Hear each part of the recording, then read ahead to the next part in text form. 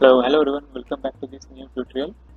So today in this video I have brought up a new function that I have got a new feature I will say from Wix, which is called tabs. So let's quickly add that. So if you go to interactive you will see that if you need to go to hover boxes, below hover boxes basically, then you will get to see these options. So we'll try this option. Okay. So I have to change the reason like background color basically. Let's keep it this. Okay, you have to change its this color.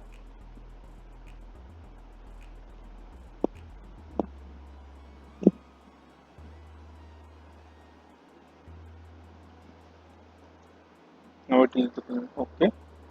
So these are the tabs which you can use. So here are the options which will show the different tabs and you can edit as per what you want. So if you want to add a new or duplicate the same, you can do that as well. You will duplicate this and add a new tab. Okay, so new tab is empty. So you can add whatever you want. So let's say if you add a text like for heading 2 and then add a button as well.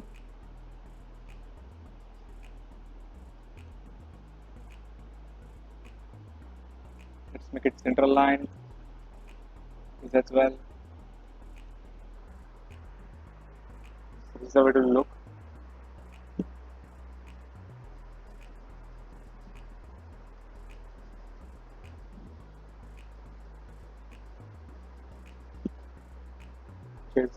Change the button as well. Okay, so we can go back to this one of this design. You can also remove it, add a new one. We'll again add it. Control Z. Then we'll go to layout. So in the layout, we have these options like fit to width or default, like this. Then you have the alignment options like left, center, and right. So I have kept the right one.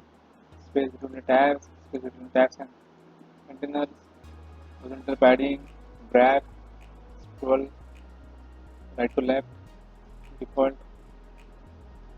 Okay, so multiple options, right?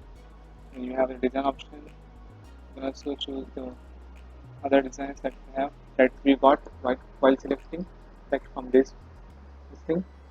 While I added that, there were options like the same options. Now we are getting to see that, and we can again add it from like if you missed here adding one of the designs like pre added templates, you can add it here. Like you can just select it here and change the design quickly as possible here. So that's about it, and then you can give animations and going back to design, customize design. Then you have these options and menu controller, then tabs, then for scroll button. So let's say for scroll button. Okay, so that's the scroll button. Okay, then this icon. We'll just remove. We just don't need to show icon. Let's remove it. Okay, now the scroll button is gone. But we need to always show the scroll button, right? Otherwise, how will things work, right? So we'll do it afterwards. Then there is continuous option like that, and you can also change the shapes. Okay, by the way, like this. So I hope you got it. Thanks for watching, and stay tuned for more some upcoming videos. And please subscribe to our channel.